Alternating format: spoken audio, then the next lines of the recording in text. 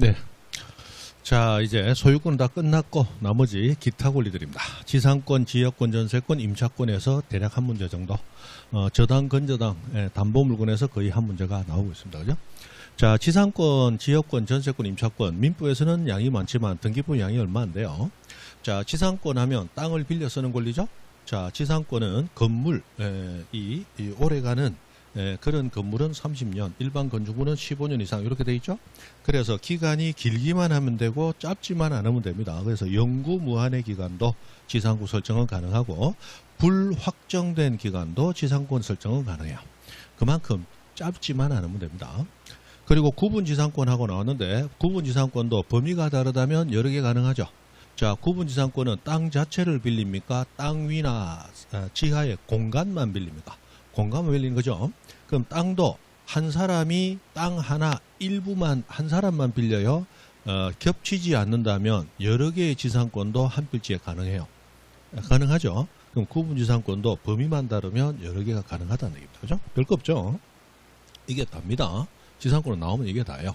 그래서 목적과 범위, 이 목범위 필요적이다. 그 정도 하시면 돼요. 넘어가고.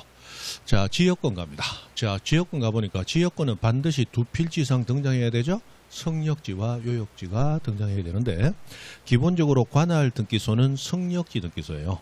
그래서 성역지 등기부에 이 지역권은 우리가 신청해서 등기가 되는 겁니다. 그래서 목적과 범위가 들어가고 목범 그리고 성역지에 신청했는데 그럼 요역지는 어딘데? 이 필요적으로 들어가야 되죠? 요역지가 들어갑니다. 근데 요역지 등기부에 가면 요역지 등기부에도 여기 지역권이 있어서 저 토지 요만큼 쓸 수 있습니다라고 기재해 줘야 되겠죠. 그래서 목적과 범위 들어가고 요역지 등기부에는 거꾸로 요역지가 아닌 어디를 성역지가 저기다라고 서로 표시해 줘야 되죠. 그렇게 표시해 주도록 되어 있습니다. 그래서 지역권 등기는 기본적으로 자 여기 도로가 있습니다. 도로 옆에 대박난 토지가 있고 대박난 토지 옆에 똥박난 토지가 있어요. 자 그럼 이거 맹지인데 맹지가 가치가 있으려면 통행로가 있어야 되겠죠. 그래서 통행로를 앞에 개설했습니다. 통행로를 승인했다 성역지 필요하다 요역지 이렇게 되는 거야. 그런데 성역지와 요역지 이 관할 등기소가 다르면 관할은 성역지 등기소가 관할을 가지죠. 그래서 성역지 등기부에는 우리가 신청을 했기 때문에 지역권 등기가 이루어지는 거야. 근데 요역지에는 우리가 신청한 적이 없죠. 그래서 요역지 등기부에 하는 지역권 등기는 직권으로 들어가게 됩니다. 그리고 성역지에서는 이 통행로를 이용하는 토지는 자 요역지 요것만 맹지가 아니고 옆에 있는 이 토지도 맹지더라는 거야. 그러면 이 지역 통행로를 이용하는 건 요 토지지 이 토지가 아니죠. 그래서 요역지가 저기입니다 라고 표시를 해주는 거예요. 그러면 요역지 등기부에서도 자 앞 토지가 통행로를 승인하지 않는다면 그러면 옆에 있는 맹지하고 그 앞에 대박난 토지하고 토지 두 필지의 일부씩을 각각 빌려서 통행로 개설할 수도 있겠죠. 그럼 통행로 개설된 성역지가 여기냐 저기냐 정확히 표시해야 될 거 아니에요. 그래서 요역지 등기부에도 성역지가 저기입니다 라고 표시를 해줘야 되는 거예요. 그래서 지역권은 기본적으로 관할은 성역지다. 그런데 성역지 등기부에는 요역지를 표시하고 요역지 등기부에는 거꾸로 성역지가 저기라고 표시를 하는데 자 성역지 등기부에 하는 지역권 등기는 우리가 신청했죠. 신청으로 등기가 이루어지고 요역지 등기부는 우리가 신청 안 했죠. 직권으로 이루어집니다. 여기서 올해 새로 하나 들어온 게 있는데 자 뭐가 들어왔느냐. 지금 여기가 세종시입니다. 세종시고 여기가 세종 옆에 천안 붙어 있죠. 천안입니다. 그럼 세종과 천안의 등기소가 서로 다르다라고 가정합니다. 그럼 우리는 등기 신청을 어디 등기소 신청해요? 세종 등기소 신청합니다. 성역지 등기소가 관할 등기소니까. 맞죠? 그러면 이 성역지 등기소 등기부는 등기관이 신청으로 등기를 해주는 거예요. 근데 요역지 등기부 지역권 등기는 직권으로 해야 되죠. 그런데 관할이 다르잖아. 그럼 작년까지는 어떻게 했느냐. 성역지 등기소 등기관, 세종시 등기관이 천안시 등기관에게 통지를 해줍니다. 자, 지역권 등기해야 되는데 요역지는 당신 관할이니까 당신 관할 등기부에 당신이 직권으로 등기해줘야 돼 라고 통지를 함으로써 천안 등기관이 요역지 등기부에 등기를 직권으로 했어요. 그런데 올해부터는 바뀌었습니다. 이제 관할이 같든 다르든 상관하지 않고 성역지 등기관이 관할이 달라도 요역지 등기부를 이제 종이로 된 등기부 쓴다, 전산화된 등기부 쓴다. 전산화된 등기부를 쓰니까 전산망을 통해서 땡겨서 누가 한꺼번에 작업한다? 성역지 등기관이 바로 2개 다 작업을 해버린다. 됩니까? 그러면 작년까지는 관할이 다르면 관할 등기소의 통지에서 직권으로 등기하도록 해줬어요. 그러나 지금은 관할이 달라도 성역지 등기소 등기관이 성역지 등기부는 신청으로, 요역지 등기부는 자기가 전산으로 땡겨서 자기가 직권으로. 됩니까? 이제는 성역지 등기소 등기관이 2개 등기부에 모두 등기를 같이 할 수 있도록 그렇게 들어오게 됩니다. 혹시라도 나올 가능성은 있으니까 그 정도 봐놓으시면 되겠어요. 됐다. 그 다음 전세권으로 갑니다. 자, 전세권. 부동산 일부를 빌리면 도면 첨부한다. 그런데 일부지만 도면 첨부하지 아니하는 예외. 자, 건물을 빌렸는데 특정 층의 전부를 빌렸어요. 그러면 3층짜리 건물이 하나의 건물로 등기되어 있는데 나는 2층만 전부 빌렸고 1층과 3층은 전혀 안 빌렸어요. 그러면 내가 빌린 것은 3층 건물의 3분의 1, 일부를 빌렸죠. 그러나 빌린 부분을 표시할 때 일부인데 2층 전부라고 기재하게 되면 도면 첨부 안 해도 어디를 빌렸는지 알 수 있죠. 그래서 특정 층 전부 할 때는 도면 첨부할 필요가 없다. 그죠? 그 정도. 그 다음에 가장 중요한 게 이거죠. 전세권, 반환채권, 일부 양도에 따른 전세권 일부자. 자, 전세권은 원래 용익 물건입니다. 근데 전세금이 목돈으로 지불이 됐죠. 그런데 그 전세금이 나중에 반환이 되지 않는다면 전세권은 시중에서 통용할 거다. 전세권은 사면 죽어버릴 거다. 전세금 반환이 안 되고 전세금 받았던 집주인들이 배째라고 돈을 안 갚기 시작하면 돈을 못 받게 되면 전세권은 활용될 거다. 활용 안 되고 죽어버릴 거다. 당연히 죽어버릴 거야. 여러분 전세금 주고 못 받을 가능성이 높다면 전세권 활용할 거예요? 안 할 거야? 안 할 거잖아. 그럼 전세권 법에만 남아있고 전세권 활용이 안 될 거잖아. 그러니까 전세권 활용을 하기 위해서 전세금이라는 목돈을 받을 수 있도록 뭔가 보장된 수단이 있어야 전세권 활용을 하겠죠. 그래서 전세권은 용익물건이지만 담보물건적 성격도 가미를 해버려요. 그러면 3년 약정했다. 3년 동안은 내가 사용수익할 수 있죠. 그러나 3년이 지나면 이제 사용수익 끝났으니까 전세금 돌려받아야 되잖아. 근데 주인이 전세금 못 줘. 돈 없어. 배째라 하면 그럼 돈 못 받고 어떻게 할 거냐. 그럼 3억이 없으면 내 전재산이 없어지게 되거든. 맞죠? 그래서 용익물건이었던 전세권이지만 용익물건으로서의 기능이 종료되면 그 전세권이 저당권처럼 담보물건적 성격을 띠게 만들어버려요. 그럼 전세금 반환 청구했다. 돈 없다고 배째라 한다. 그러면 민사소송으로 가는 게 아니고 마치 저당권자처럼 그 전세 부동산을 들고 어디로 간다. 법원에 가서 바로 경매로 넘겨버려요. 그죠? 그럼 경매 절차에서 마치 저당권자처럼 후순위 권리자 기타 채권자보다 우선 변제받을 수 있는 권리를 인정해 주죠. 그래서 저당권이 아닌데 저당권처럼 경매 신청권과 우선 변제권까지 전세권에 부여를 해버린 거야. 그죠? 그래서 전 세계에서 이런 전세권적 성격 가진 권리는 대한민국 하나밖에 없다. 그런 얘기 하잖아요. 그래서 우리도 우리만의 독특한 법 체계를 가지고 있다라고 이제 대폭 구라를 칠 때 이 전세권을 얘기하는 거야. 실제로 우리나라의 민법은 독일법 민법을 거의 그대로 뺏기다시피 한 거예요. 그런데 독일법을 갖다 놓고 뺏긴 게 아니고 독일법을 뺏긴 일본법을 뺏긴 거예요. 그죠? 그래 놓고서는 일본법을 뺏겼다 하면 자존심 상하니까 우리는 독일법을 개수하였다. 라고 이제 약간 대포를 치는 겁니다. 거기다가 이 전세권이라는 전 세계 하나밖에 없는 이 권리 하나 가지고 우리도 우리의 법체계가 있다. 이러면서 이제 그럼 다른 건 뭐인데 없지. 이거 하나 있어요. 이거 가지고 이제 하는 거야. 그래서 전세권 일부 이전하는데 이 일부 이전하는 전세권은 용익물건 전세권인가 담보물건 전세권인가. 담보물건으로서의 전세권이에요. 자, 그래서 요거는 그냥 이해만 하고 틀만 잡고 그냥 외우세요. 예전에는 이 전세금 반환채권 일부 양도에 따라서 이게 어떻게 된다 얘기를 드렸지만 의미 없다. 그냥 외우세요. 자, 전세권 얼마 이전? 일부 이전하고 나오면 그 전세권은 용익물건 얘기한다. 담보물건 얘기한다. 담보물건 전세권을 얘기합니다. 그럼 담보물건으로서의 전세권이 기능을 하려면 전세금 반환을 받을 수 있는 단계에 가야 돼요. 전세금 반환 못 받는 단계에서 할 수 있는 거예요. 전세금 반환 청구할 수 있는 단계에 가야 담보물건으로서의 전세권이 기능하는 거죠. 아직 전세기간이 끝나지 않았다면 전세금 돌려주세요. 말을 못 하잖아. 그래서 이 담보물건으로서의 전세권이 기능을 하려면 반드시 용익물건은 소멸될 것. 그걸 전제로 하더라는 거야. 그래서 이 일부 이전 등기를 하기 위해서는 반드시 전세권이 뭐한 후에만, 소멸한 후에만 가능. 이 전세권은 담보물건 얘기할까요? 용익물건 얘기할까요? 용익물건의 전세권을 얘기하는 거야. 사용수익 가능한데 전세금 돌려줘. 안 돌려주지 당연히. 맞죠? 사용수익 끝나야 전세금 돌려줘 할 수 있잖아. 맞죠? 그리고 전세금 안 돌려준다면 이제 전세권자는 이름만 전세권이지 저당권처럼 돌변하는 거야. 그죠? 그럼 저당권 같은 전세권이 기능하려면 용익물건 살아있어야 돼요? 죽어야 돼요? 죽어야 된다. 그래서 반드시 용익물건 전세권은 소멸한 후에만 가능하다는 거야. 그러면 전세권이 소멸하려면 기본적으로 기간이 만료되거나, 기간 만료되면 소멸이니까, 그죠? 이 무시적 갱신이 없다면 소멸하는 거잖아. 또는 기간이 만료되기 전이더라도 이 계속적 계약은 당사자 합의 해지 가능하죠. 그 다음 전세 목적물은 내 마음대로 쓰는 거예요? 그 용도대로 사용수익하는 거야. 용도대로 사용수익해야 되는데 용도대로 전세권자가 사용수익하지 않는다면 전세권 설정자가 전세권 소멸 통고 일방적으로 소멸시킬 수 있죠.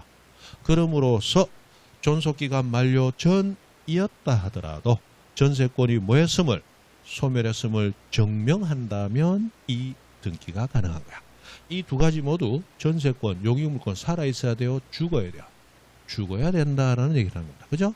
기간 만료로 죽든 기간 만료 전에 죽었다면 증명할 것. 이렇게 나온 거야. 그래서 반드시 전세권은 소멸한 후에만 가능한데 이 등기할 때는 무슨 등기로 한다? 부기 등기로 하게 되고 그 다음에 반드시 양도액을 기록하라. 이렇게 되어 있죠. 자, 전세권이 일부 이전됩니다. 전부 이전되는 게 아니죠. 그럼 전세권, 담보물건으로의 전세권이 전부 이전될 때는 전세금 반환 채권이 3억이었다면 3억도 전부 저 사람에게 넘어가는 거야.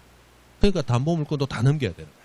그런데 일부를 이전한다는 얘기는 전세금 반환 채권 3억 다 넘겨요? 일부만 넘겨요? 일부만 넘긴다는 얘기야. 그래서 반드시 양도액을 기록해야 됩니다. 맞죠? 그 다음에 권리 이전하고 나오면 딱 두 가지로 나뉩니다. 소유권 이전, 주등기. 소유권이 아닌 권리 이전은 모두 부기등기. 전세권 이전이니까 무슨 등기? 부기등기로 합니다. 그래서 전소후 부양 외우세요. 요즘 전세권에 이게 가장 자주 나오고 있죠? 전소후 부양 나옵니다. 자, 여기서 이름만 전세권이지 사실은 담보물건이 저당권과 같은 기능을 하는 거죠. 그러면 저당권도 남에게 이전할 때는 저당권만 간다, 채권도 같이 가야 된다. 채권도 같이 가야 돼. 근데 저당권이 일부 이전할 때는 채권 전부 간다, 일부 간다. 일부 가죠? 그럼 저당권 일부 이전 등기할 때도 반드시 양도액을 기록해야 됩니다. 똑같은 논리예요. 그리고 저당권 일부 이전도 무슨 등기로 합니까? 부기 등기로 해요. 그래서 전세권 일부 이전이든 저당권 일부 이전이든 이름만 전세권 저당권으로 다르지 사실은 둘 다 담보물건적 성격을 가지니까 똑같단 말이에요. 둘 다 부기 등기 양도액 똑같이 갑니다. 그래서 전세 일부 이전도 시험에 나오지만 저당권의 일부 이전도 시험에 나옵니다. 똑같이 간다는 거. 논리가 똑같은 거니까. 됐어요. 자, 04번 용익권 등기입니다. 틀린 거 찾아라 그랬습니다. 1번 지역권 등기합니다. 요역지 지역권의 등기사항은 등기관이 직권으로 기록합니다. 맞죠? 승역지 등기 기록은 신청으로 등기합니다. 2번 등기관이 승역지에 지역권 설정 등기를 하고 자 요역지인 다른 부동산에 대하여 등기를 하여야 하는 경우에는 관할 등기소가 다른 때에도 승역지 등기관이 등기할 수 있다. 이게 이제 새로 들어온 거예요. 그죠? 그래서 요거 한번 보려고 사실은 넣었습니다. 물론 다른 것도 막 보긴 해야 되겠지만 새로 들어온 것들은 항상 중요하니까. 3번 임차권 등기를 할 때 임차 보증금 약정이 있다면 자 보증금은 필요적 임의적 특, 약, 기, 지, 보, 임의적이네. 임의적은 있으면 적고 없으면 안 적는 거죠. 근데 보증금 약정이 있다 되어 있으니까 적어야죠. 등기사항이다. 임의적 기재사항 있으면 적고 없으면 안 적는 거니까. 4번 전세권의 설정 범위가 토지의 일부입니다. 그때 일부가 어디인지를 표시한 뭐 첨부해야 돼요? 도면을 첨부해야지. 대장 첨부하는 게 아니죠. 대장은 글자로 정보를 기재한 것이고 도면이 그림으로 토지 모양을 나타내는 거잖아. 도면을 첨부해야지. 대장을 첨부하면 안 되겠죠. 실제로 기출문제에서도 도면을 대장으로 바꿔낸 적이 있습니다. 그래서 이 예상문제에서도 똑같은 문제를 이렇게 낸 거예요. 그죠? 참 지저분한 인간이 들어가서 냈죠. 그래서 4번이 틀린 겁니다. 자, 5번 임차권 설정 듣기를 신청할 때는 차범 필요적이죠. 신청 정보 내용으로 제공하여야 한다. 이거 있다 없다 따지면 안 돼. 기본적으로 냅니다. 됐어요. 자, 05번 갑은 을과 을 소유 A 건물에 대해 전세금 5억 기간 2년 전세권 계약 체결하고 공동으로 전세권 듣기 신청했습니다. 이에 관한 설명으로 틀린 것을 냈습니다. 1번 등기관은 전세금과 설정을 전법 필요적이죠. 필요적 기록하여야 한다. 필요적 맞네. 2번 등기관은 존속기간을 기록하여야 된다. 존속기간은 필요적 임의적. 임의적이죠. 있으면 적고 없으면 안 적는 거야. 그럼 있다 없다를 판단해야 되잖아요. 근데 문제를 보니까 전세금 5억 원 기간 2년으로 하는 계약을 체결했습니다. 그럼 기간 약정이 있다 없다? 있으면 적어야지. 그러니까 기간도 기록하여야 한다. 맞죠? 있으면 적으니까 있다 돼 있잖아. 2년으로 약정했잖아. 3번 전세권이 소멸하기 전에 갑과 병은 전세금 반환 채권 일부 양도에 따른 전세권 일부 전득기 신청할 수 있다 됐는데 소멸하기 전에 할 수 있다 없다? 할 수 없다. 무조건 전세권 소멸한 후에만 할 수 있다. 그래서 3번이 틀렸죠. 4번 건물 전세권의 존속기간 만료돼서 법정갱신이 됐습니다. 그 전세권에 대한 저당권 설정 듣기를 하기 위해서는 존속기간 연장을 위한 변경 듣기 먼저 해야 됩니다. 자, 예를 들어서 전세권 3년 돼 있습니다. 그런데 3년이 넘었어요. 그런데 당사자가 법정갱신, 묵시적 갱신을 했습니다. 그러면 기간은 넘었지만 정과 동 조건으로 전세권은 유지되고 있는 거죠. 맞죠? 그런데 그 전세권을 대상으로 저당권 듣기를 하려고 합니다. 그러면 전세권에 대해 저당권 듣기 하려면 전세권이 죽어 있어야 돼요? 살아 있어야 돼요? 살아 있어야 되잖아. 근데 등기부상 기간 3년이니까 등기가 접수된 날짜 비교해서 계산해 보면 이미 3년이 지나 있죠. 그렇다면 존속기간 만료로 전세권은 원래는 소멸이 됐어야 원칙적으로 맞죠. 그런데 당사자의 법정갱신에 따라 살아는 있는데 등기부상은 지금 존속기간이 지났으므로 등기부상은 살아있는 거다. 등기부상은 죽어있는 거다. 죽어있는 거야. 법정갱신은 그냥 묵시적으로 그냥 정과 동조건으로 가는 거지 등기부는 이미 3년이 끝난 거잖아. 그럼 등기부상은 전세권은 살아있다. 죽어있다. 죽어있잖아. 죽어있는 상태로 저당권 등기할 수는 없으니까 살아있는 거로 변경 등기. 묵시적 갱신이 되어서고 전세기간 변경으로 해서 전세권은 살아있습니다. 라고 등기를 한 다음 저당권 등기를 해야 된다. 무슨 이해되시죠? 그렇습니다. 그럼 전세권이 죽어있다면 그 전세권에 대해서 저당권 등기 못하는 게 맞죠? 그럼 전세권이 죽어있더라도 전세권 등기가 등기부에 남아있다면 그 남아있는 상태에서 다른 전세권 등기 할 수 있다 없다? 없죠? 전세권이 등기부에서 부딪히니까. 그런 게 있죠. 자, 넘어가서 담보물건 갑니다. 자, 저당권하고는 뭐 채권액, 채무자, 채채. 건저당에서는 최채 그랬어요. 자, 저당권 넣기 갑니다. 필요적 기재상 채채, 채권액과 채무자를 적는다. 자, 채무자는 필요적이니까 반드시 적어야 되겠죠. 채무자가 저당권 설정자, 소유자와 동일하든 말든 무조건 적어야 됩니다. 그 다음에 채권액 적을 때 금전 채권이라면 금 1억 끝. 그러나 금전 채권 아니고 다른 채권일 때는 금전으로 환산한 평가액이 1억이다. 같이 평가액 적어줘야 되겠죠. 평가액 반드시 기록해야 됩니다. 뭐 여러 번 나왔죠. 여러 번 나왔어요. 그 다음에 일반 저당에서는 변제기를 정하든지 이자를 정하든지 지연이자를 정했다면 이게 정했다면 적고 안 정했다면 아니다. 변이지. 임의적이죠. 그러나 변이지는 일반 저당에서는 임의적이지만 특수저당인 건저당 가면 변이지는 아예 기재사항이 아니다. 그죠?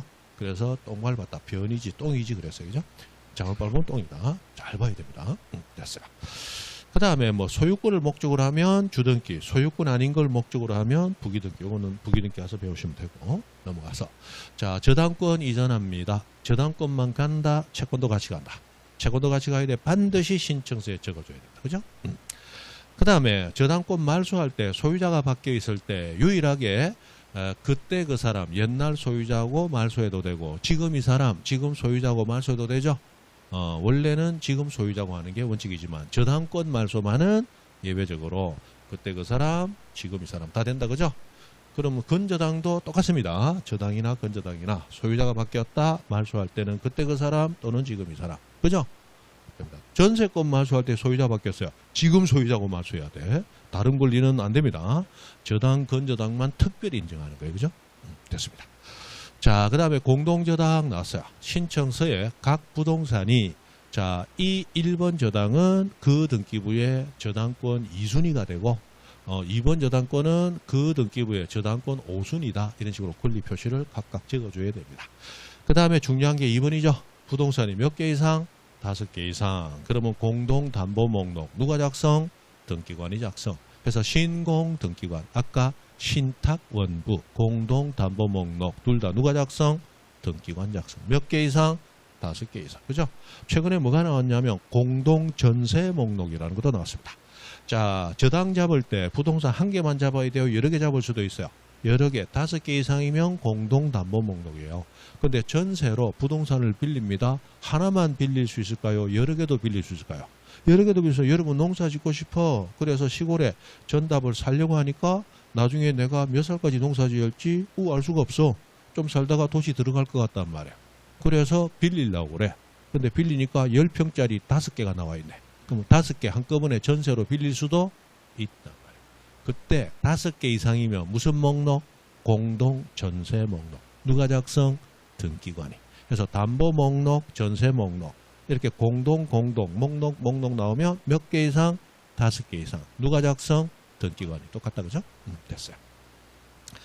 그 다음 공동저당 대위등기는 선순위 저당권자가 이 부동산 저 부동산 모두 선순위 저당권을 가지고 있는데 이 부동산에서 먼저 전액 변제받아가 버렸어. 그럼 저당권은 소멸돼야 되죠? 맞잖아. 채권 소멸하면 저당권 소멸이잖아요. 그러면 후순위 저당권자는 한 푼도 못 받고 앞 사람이 다 받아가고 돈 못 받고 저당권이 상실되는 거죠. 이건 안 합니다. 해봐야 그죠? 민법에서 동시배당, 이시배당 하면서 혹시 해봤는지 모르겠다. A 부동산은 1200만 원에 경락이 되었고 B 부동산은 800만 원에 경락이 되었다. 그 12대 8 해가지고 비율 나눠가지고 얼마씩 받아가는 게 맞다. 그런데 A가 먼저 배당이 되고 B가 나중에 배당될 때 이런 거 해본 적 있다 없다? 있죠. 할 때마다 합니까? 한 2번 하고 안 했습니까? 그죠? 안 하죠. 아마 자주 나오지도 않고 나오면 또 잘 맞추기도 어려울 거야. 대충 하고 지나갔을 거야. 민법에서 하는 걸 등기부에서 어떻게 할 거야? 민법에서 이해가 안 돼서 미치겠는데 등기부에서 어떻게 이해할 거야? 그러니까 때려치우고. 근데 등기부에서 이 자식들이 문제를 자주 낸다 요즘. 그죠? 좀 낸단 말이에요. 그래서 외울 그만해 옵니다. 그래서 앞순위자가 먼저 받아갔어. 그럼 뒷순위자 한 번도 못 받잖아. 근데 앞순위자가 이 부동산만 저당 잡은 거예요. 저것도 같이 잡은 거야. 저것도 같이 잡은 거야.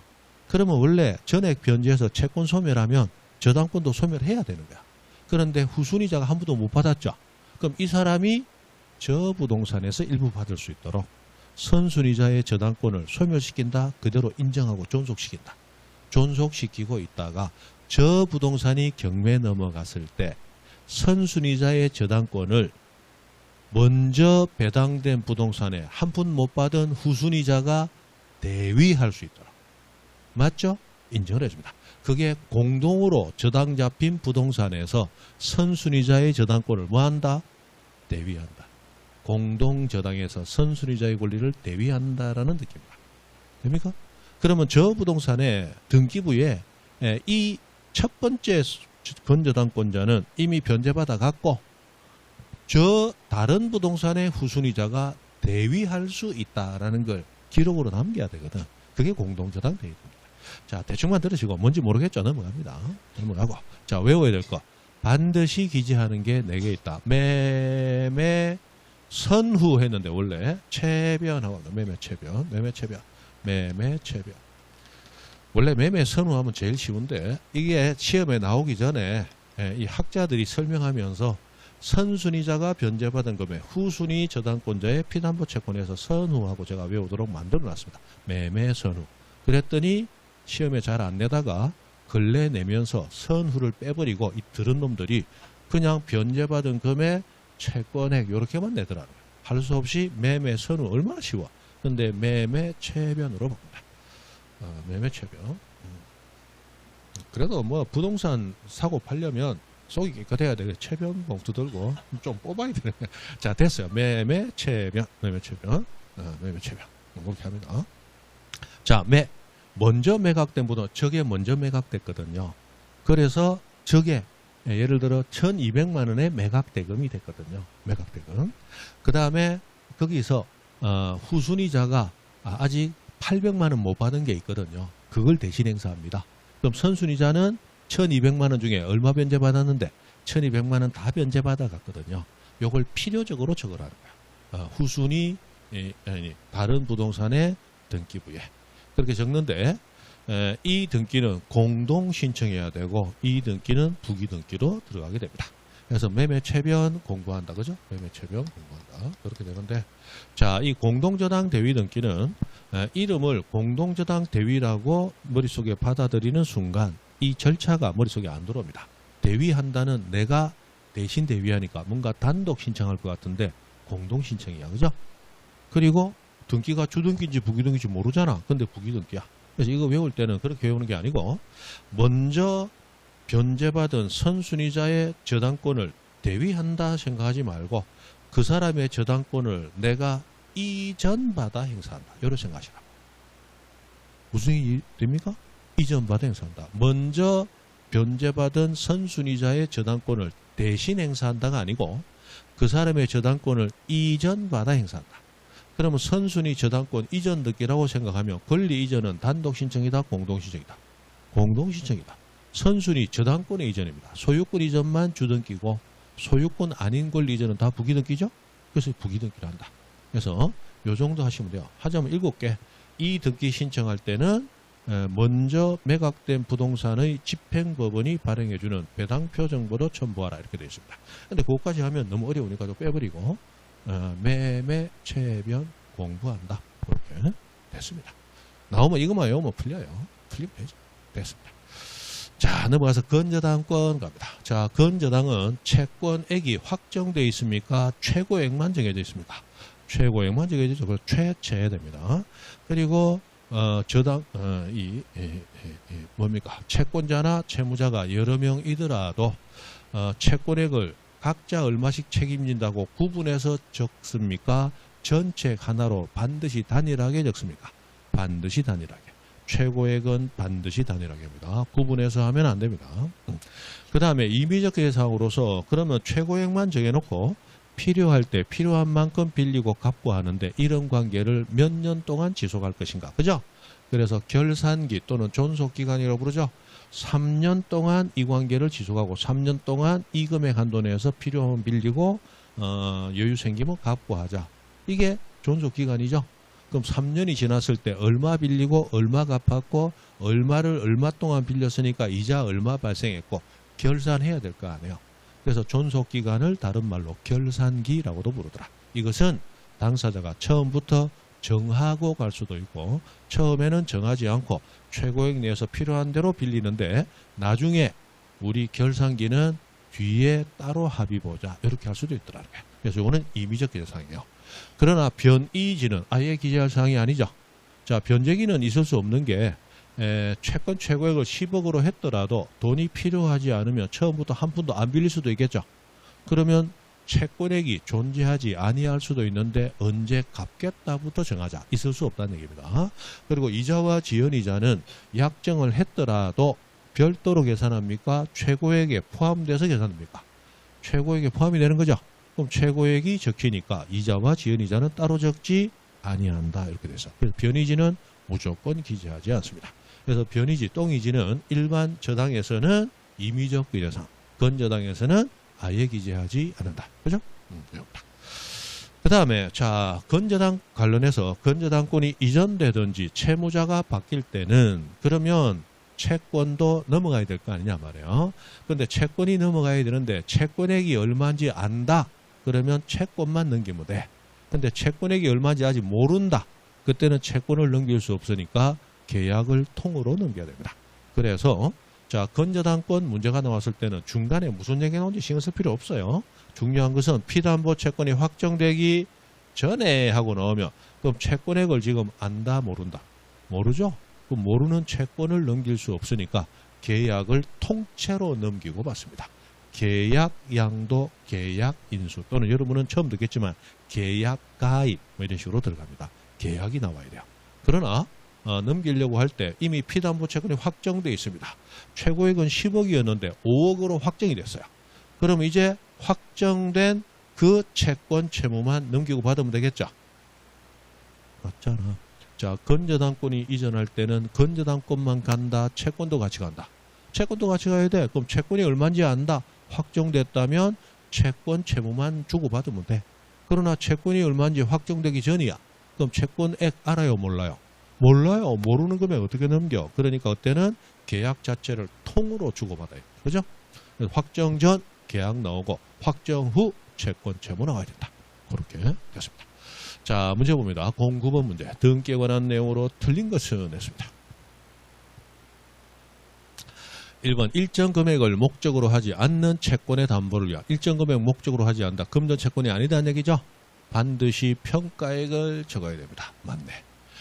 2번 건저당권 등기 채무자 성명과 주소는 기록하지만 주민번호는 기록할 필요가 없다는데 맞는데 자 우리 기본적인 설명을 조금 합니다. 등기부에 등기되었는데 내가 명의인 권리자야. 내가 권리자일 때는 3개가 등기됩니다. 성명, 주소, 주민등록 번호까지. 근데 나는 등기부에 내 정보가 올라갔지만 나는 권리자가 아니야. 그때는 주민번호까지는 기재가 안 되고 이름과 주소만 기재합니다. 그러면 저당권에서는 저당권자가 권리자죠. 그럼 저당권자는 이름, 주소, 주민번호 다 들어갑니다. 그러나 채무자는 권리자가 아니죠. 등기부에 올라가지만 주민번호는 기재가 안 됩니다. 이름과 주소만 기재돼요. 그럼 우리가 채권자 대위 신청합니다. 그러면 채권자가 대위했지만 권리를 가지는 자는 채권자입니까? 채무자입니까? 채무자가 권리 가지고 채권자는 신청만 한다 했잖아. 채무자는 이름, 주소, 주민번호가 다 등기부 올라가야 돼. 다 증명해야 됩니다. 그런데 채권자 대위에 의한 등기할 때는 이 등기 신청을 채권자가 대신청했죠. 채권자 이름도 등기부에 올라가요. 그러나 채권자는 채무자의 권리자이지 부동산의 권리를 가진 자는 아니죠. 그러면 2가지 정보만 등기됩니다. 뭐만? 성명과 주소만. 주민번호는 안 올라가는 거예요. 무슨 말인지 이해되죠? 자, 대리인은 기본적으로 등기부 기재가 안 됩니다. 그런데 대리인인데 등기가 되면서 주민번호까지 기재되는 유일한 대리인이 법인 아닌 사단재단의 대표자 관리인. 그 사람은 이름, 주소, 주민등록번호까지 등기됩니다. 그죠? 요게 자주는 아닌데 가끔 가다 한 번씩 나옵니다. 그죠? 그래서 한번 정리를 했습니다. 됐어요. 자, 그래서 채무자는 권리자가 부동산 권리자가 아니죠. 이름 주소만 들어가고 주민번호는 기재가 안 됩니다. 실제로 얼마 전에 한번 나왔죠. 미친놈이 들어가서 냈어요. 자꾸 이제 미친 줄 하니까 간단한 건 한번 본 겁니다. 그 다음 3번 등기관이 소유권 일부 이전 등기를 합니다. 그때는 이전되는 지분을 기록해야 된다. 맞겠죠? 권리 일부 이전했다. 이 말은 자 여러분이 권리 다 가졌어. 근데 나한테 2분의 1 권리를 이전한 거야. 그럼 이제 단독 소유가 된다. 공동 소유 된다. 공동 소유 말 없으면 공유다 합유다. 말 없으면 공유인 거야. 공동 소유한다. 말 없다. 공유인지 합유인지. 그럼 뭐다? 공유다. 합유일 때는 합유하는 경우라고 반드시 준다. 됐습니까? 말 없으면 공유인 거야. 공유는 지분이 등기되죠. 그러니까 지분을 신청서부터 기재하는 거다. 그래서 등기관이 소유권 일부 이전 등기를 합니다. 그러면 소유권 권리 일부 이전됐으니까 이제 단독 소유다, 공동 소유다. 공동 소유다 말이에요. 맞죠? 원래 공동 소유면서 또 공동 소유일 수도 있어. A, B가 공동 소유하는데 B가 가지는 2분의 1 중에 다시 2분의 4분의 1만 넘겨. 그럼 이제 3명이 공동 소유할 수도 있잖아. 그때는 공유가 되니까 반드시 지분 기재해야 되겠죠? 그래서 이전되는 지분 기록해야 된다. 이런 말이 나온 겁니다. 4번 주택임차권 명령에 따라 임차권 등기. 자, 임차권 등기 명령에 의한 임차권 등기는 사용수익하는 본래 임차권이다 아니다? 아니죠. 임대차는 종료됐고 보증금 때문에 등기한 거잖아. 그래서 이 등기에 기초해서 이전 등기할 수 없고 전대차에서 네가 이 기간 동안 써라 할 수 없다. 사용수익이 안 되니까 할 수 없죠. 4번이 틀렸다. 이 민법에서 하잖아요. 임차권 등기 명령에 의한 임차권은 사용 수익 가능한 임차권이 아니므로 이전 등기도 안 되고 전대차도 안 되고, 그 다음에 임차권 등기 명령은 임대차 보증금 반환 순위를 확보하는 게 목적이니까 이미 이 등기되고 나면 그 이후에 들어온 임차인들은 최우선 변제가 원래 보장되는 소액 임차인일지라도 최우선 변제 인정되지 않는다. 그런 거 다 했잖아요. 그래서 그 얘기가 그대로 나오는 거예요. 5번 지역권 설정 등기합니다. 승력지 소유자는 토행로를 개설해줬죠. 근데 토행로 하면서 공작물이 필요해. 야, 비 오는데 비 안 맞아야 되겠네 했더니, 야, 이 지붕까지 뚜껑까지 내가 씌워줄게.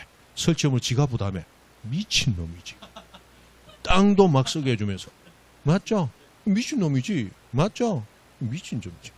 그러나 이것도 등기 운행에 있다면 등기 가능합니다. 여기에 민법에 근거 규정이 있잖아. 맞죠? 여러분 보면 이상하죠? 웃긴 놈이야 이거. 도란 놈이야. 제정신이 아니라고. 토행로 쓰게 만들어주고 거기다 필요한 공작물까지 내가 설치해줄게. 그렇지. 그죠? 그렇지. 그죠? 다 해주고. 예.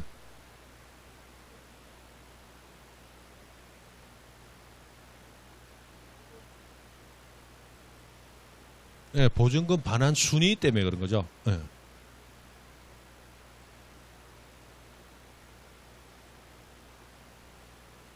그렇죠. 지금은 그 얘기를 하는 겁니다. 예. 만약에 그렇죠. 만약에 임차 보증금 그 액수만큼 채권 양도를 했다고 생각하면 그러면 가능할 수 있지 않겠나고 생각은 할 수는 있죠. 그런데 등기법은 항상 법정사항 등기라고 해서 이미 등기할 수 있도록 법으로 정해놓은 것만 등기 가능하다고 그랬죠.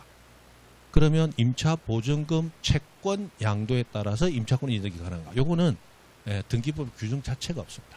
했더라도 등기 자체가 불가능한 겁니다. 하려면 등기 규정이 들어와야 됩니다. 그래서 안 되는 겁니다. 무조건 안 되는 겁니다. 안 되는 겁니다. 무슨 말인지 대충 몰라도 이게 안 되는 겁니다. 미리 법으로 정해져 있지 않으면 등기가 안 되는 거야. 조금 전에 우리 공동저당 대위 등기라고 배웠죠. 그게 20회당이라는 얘기가 우리 민법 처음 들어올 때부터 1950년대부터 20회당 얘기가 있거든요. 그럼 그게 20배당했을 때 먼저 배당된 부동산의 후순위자가 선순위자의 저당권을 대위할 수 있다는 규정은 있었어요. 그럼 대위하기 위해서 등기부에서 대위 가능하다고 공시를 해야 되는데 등기법에 대위 등기할 수 있다는 규정이 없었기 때문에 등기를 못했어요.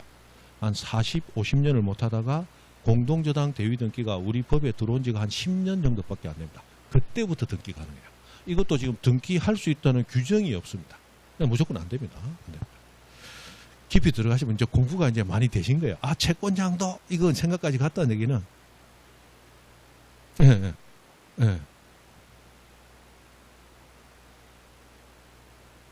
그러니까요. 그게 생각되려면 공부가 지금 많이 돼 있다는 얘기입니다. 그게 아니요. 그게 그런 의문이 든다는 얘기는 이제 논리적으로 이런 것도 있다. 지금 눈에 보이는 거 말고 배웠을 때 이런 것도 있었는데 제가 얘기 들으니까 이 임차인이 다른 사람에게 갚을 돈이 있어. 그런데 갚을 돈은 없으니까 이 보증금 자체를 나한테 채권 양도, 보증금 반환 채권 양도하면서 임차권이 이제 그까지 얘기가 생각이 가셨다는 얘기잖아. 그죠? 그러니까 그게 생각났다는 얘기는 지금 엄청나게 지금 민법식이 많이 늘었다는 얘기입니다. 근데 등기법상 등기할 수 있다는 규정이 없습니다. 안 됩니다. 안 됩니다. 그렇습니다. 임차권 넘어간데 할 필요 없다, 그죠? 다 했다. 넘어간다. 자, 구분 건물 등기로 갑니다. 자, 구분 건물로 가면 아파트가 등장합니다. 이 아파트는 옛날 한 17, 8년 전에는 이 구분 건물만 가지고 최소 1시간을 했습니다.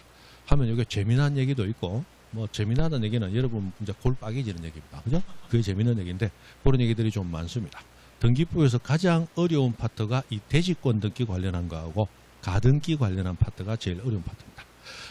그래서 요거 가지고 1시간 넘어 했는데 예전에 17, 8년 전까지만 해도 구분 건물은 등기부부터 해서 대지권에 관련된 법률 관계까지 상당히 깊이 들어가서 문제가 나왔었어요.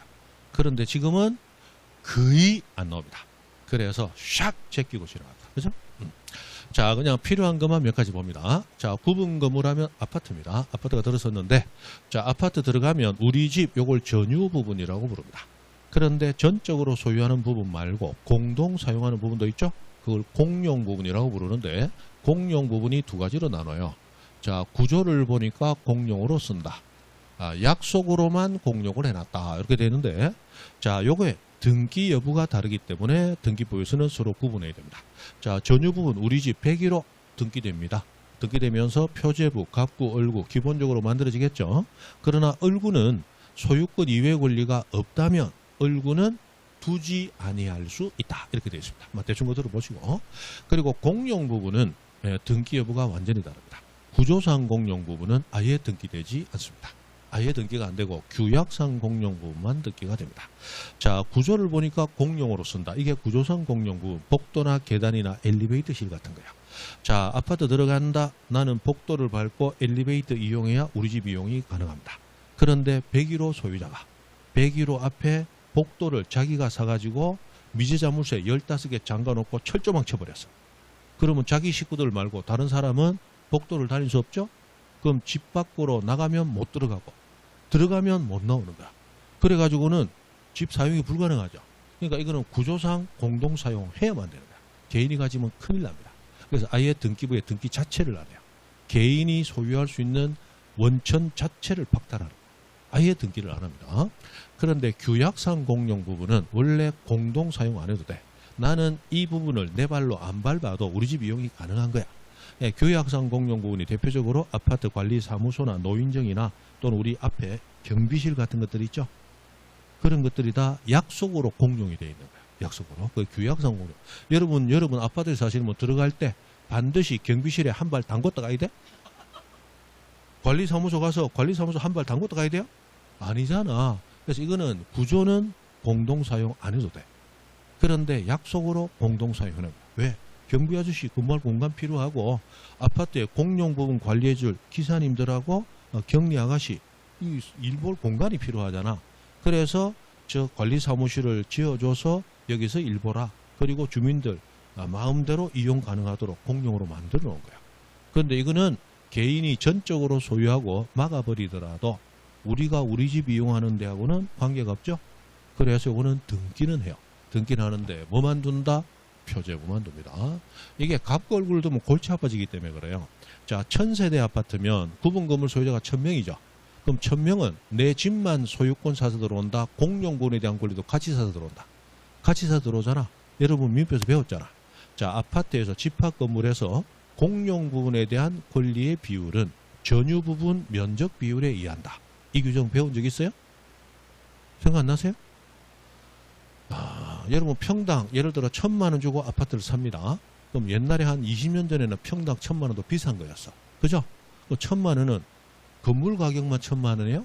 아니야. 공용무 땅 가격까지 합해서 1000만 원입니다. 그죠? 그러면 30평짜리 아파트 샀다? 그러면 1000만 원이니까 3억 줬겠지. 3억 안에 땅 공용 부분 비용이 포함되어 있는 거예요. 예를 들어 절반이 공용 부분 비용이라면 1억 5천을 공용 부분 비용으로 낸 거잖아. 근데 60평 아파트 산 사람은 1000만 원에 60평가 6억을 냈죠. 6억 중에 절반이 공용 부분이야. 그러면 자기는 공용 부분에 대한 가치로 돈을 얼마 냈어요? 3억. 맞죠? 30평 사람은 공용 부분에 대해서 30평 산 사람은 얼마? 1억 5천. 60평 산 사람은 3억. 그럼 공용 부분에서 누가 권리를 많이 가져야 돼? 돈 많이 낸 사람. 60평 가진 사람이 더 많이 가져야 되잖아. 그래서 공용 부분에 대한 권리 비율은 전유 부분 면적 비율. 전용 면적 평수에 대비해서 돈 그만큼 냈으니까 더 가져가라 이거. 그죠? 그게 집합건물부 얘기하는 거잖아요. 자, 그런데 문제가 발생해요. 왜냐하면 공용구에 대한 돈을 1000세대 건물 소유자가 다 냈잖아. 그런데 1000세대 소유자가 평수에 따라서 권리를 다리 가지잖아. 그럼 공용 부분에 대한 권리자도 몇 명이야? 1000명. 그럼 갑구를 두면 몇 명 등기해야 돼? 1000명. 1000분의 1이에요? 평수 따라 달라요. 평수 따라 다르잖아. 그럼 봄 돼가지고 이사철 돼가지고 이사 들어오고 나가고 그러면 그 집에 등기해주고 땅 등기부에 다 등기해주고 공용 부분 등기부에 등기해주고 우리 세종시도 하늘에 드론 띄워놓고 보면 단독주택 거의 없다. 전부 아파트다. 맞죠? 그럼 세종시 공무원 봄 지나기 전에 다 죽고 없다. 다 죽고 없다고. 일이 많아서. 맞죠? 일을 줄여줘야 되잖아. 그래서 표제부만 두고 뭐는 안 둔다. 갑구는 안 두고. 그럼 소유자는 누군데요? 알고 싶어? 알고 싶으면 천세대 등기부 네가 떼봐 임마. 나보고 저걸 하지 마. 그렇게 갔다 이거야. 그래서 뭐 만든다? 표제부만 누릅니다. 자, 문제는 이 공용이었던 부분 중에 구조상 공용은 무조건 공용으로 써야 돼요. 그러나 규약에 의해서 공용이 됐던 것은 규약을 폐지함으로써 공용이 아니고 개인이 전적 소유할 수도 있죠. 그럼 새로이 취득한 소유자는 있는 걸 넘겨받았지만 무슨 넘겨하라? 보존 넘겨하라.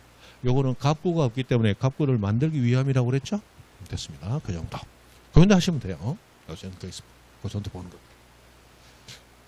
됐다. 그죠? 그래서 이 구분 건물 등기도 들어오면 참 재미가 있습니다.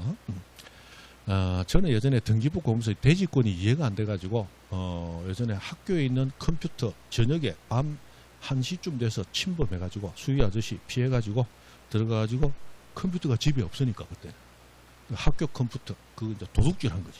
이래가지고 국회 도서관에 접속해가지고 옛날에 그 천리할 때 삐삐삐삐 하는 그거 해가지고 그 들어가가지고 거기서 다운로드 받아가지고 학교에 A4지 들어가가지고 또 훔쳐가지고 그래가지고 그 대지권에 관한 국회 도서관에 논문 가져와가지고 그것도 혼자서 이해가 안 되니까 몇 명 모여가지고 막 머리 박치기 가면서 옛날에 그렇게 공부했어.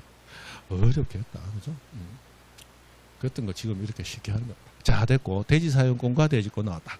자, 우리 아파트는 건물만 사거나 토지에 대한 권리만 사거나 하지 못하고 같이 사고 팔아야 된다. 그죠? 그게 분리처분 금지 또는 처분의 일체성 원칙이라고 부른다.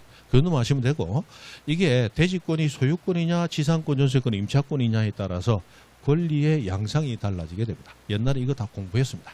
공부하면 처음에 어리둥절하다가 한 9월달 좀 오면 좀 알아들을 것 같은데 하다가 이제 시험 치러 갑니다. 그러니까 결국 모르고 끝난다는 얘기예요. 그죠? 그래서 지금은 안 한다. 그냥 같이 사고 팔아야 한다. 연도하시면 되겠죠? 넘어간다. 자, 그리고 각종 등기 절차로 갑니다. 자, 여기서부터는 이제 각종 등기라고 해서 권리는 끝났고 권리를 뺀 나머지 이제 모든 권리, 소유권이든 지상권이든 전세권이든 등기가 되었는데 등기부의 내용이 잘못된 게 있습니다. 고쳐야 되겠죠? 그 고치는 것을 변경 또는 경정 등기라는 이름으로 고칩니다. 그럼 고치는 게 두 가지 있다는 얘기는 뭔가 다른 게 있다는 얘기죠? 그럼 뭐가 다르냐? 변경 등기는 고치긴 고치는데 등기부의 기재가 처음 등기될 때는 현실과 다 일치했어요. 등기되고 난 다음 세월이 지나서 불일치가 생겼어. 그걸 후발적 등기 완료된 후에 발생한 세월이 지난 후 발생한 불일치를 고칠 때는 변경 등기라고 부릅니다. 근데 처음에 등기할 때부터 글자가 잘못 기재됐네. 그건 처음부터 잘못된 거죠. 원시적 불일치라고 부르고 요걸 고칠 때는 경정 등기라는 이름으로 시점에 따라서 언제 다르게 되냐 시점에 따라서 두 가지로 나눕니다. 그리고 이 두 가지는 전부가 불일치하면 못 고치고 일부만 불일치할 때 고친다 이렇게 되어 있어요. 굉장히 유사하죠. 등기 절차도 굉장히 유사합니다. 그러면 일부가 잘못된 건 고치면 되는데 만약에 전부가 현실과 불일치하는 등기가 있어. 이건 무조건 지워야 됩니다. 못 고칩니다. 이렇게 지우는 등기를 무슨 등기? 말소 등기라고 부릅니다. 근데 지웠는데 이 등기부에 요 권리를 지워야 되는데 등기부를 잘못 건네서 저 등기부에 저걸 지웠어. 그럼 지운 걸 살려내야 되겠죠? 그것을 말소된 걸 회복한다. 회복 등기라고 부른다. 자, 죽은 건 다 회복할 수 있는 게 아니에요. 잘못 죽인 것만 회복할 수 있습니다. 그것을 부적법 말소된 걸 회복한다. 이렇게 얘기하죠. 자, 그래서 등기의 이 용어 정의, 용어에 대한 이해만 잠깐 하는 겁니다. 그 다음 마지막 멸실 등기라는 게 나왔는데 이 멸실은 부동산 자체가 멸실, 없어졌을 때 하는 등기입니다. 자, 우리는 1부동산의 1등기기록 가지고 있도록 되어 있죠. 그런데 부동산이 전부 없어지면 당연히 등기부도 없애줘야 되겠죠. 이 등기기록을 없앤다, 뒷창고로 뺀다, 폐쇄한다라고 얘기하죠. 등기기록을 폐쇄하기 위해서 하는 등기를 멸실등기라고 부릅니다. 그럼 등기기록이 폐쇄되려면 부동산이 남아있어야 돼요? 없어야 돼요? 없어야 되니까 반드시 부동산이 얼마 멸실? 전부 멸실됐을 때 멸실등기를 하게 됩니다. 만약에 부동산이 일부만 멸실됐어요.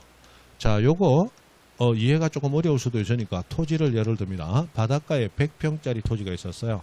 그런데 태풍이 오더니 50평만 바다에 빠져버리고 50평만 남았네. 이게 일부 멸실입니다. 그죠? 그러면 등기부는 그대로 두고 면적이 100평에서 50평으로 바뀌었다. 변경 등기를 해야지 50평이 남아있는데 50평 멸실됐잖아 하고 등기부 자체를 없애면 안 된다는 거야. 그래서 멸실 등기는 반드시 전부 멸실할 때만 멸실 등기 하는 것이고 일부 멸실 때는 변경 등기만 해주면 됩니다. 그죠? 그래서 이제부터는 이런 느낌을 보는데 이 변경, 경정, 말소, 회복, 멸실 등기까지 합쳐서 옛날에는 못해도 2문제에서 많이 나오면 4문제까지도 나왔습니다. 옛날에는 그래서 하나하나 꼬박꼬박 조금 깊고 넓게 공부를 했었어요. 근데 지금은 다 합쳐서 한 문제 정도 나옵니다. 그러므로 양을 확 줄여서 휙 지릅니다. 그죠? 휙 지릅니다. 자, 나올 만한 거, 요즘 자주 나올 만한 거, 요즘 자주 나오는 거 중심으로 몇 개 보는 거예요. 자, 변경 등기 갑니다. 이 무실이, 일단 10분 쉰다. 그죠? 나중에 어찌 될 값에 10분 쉰다.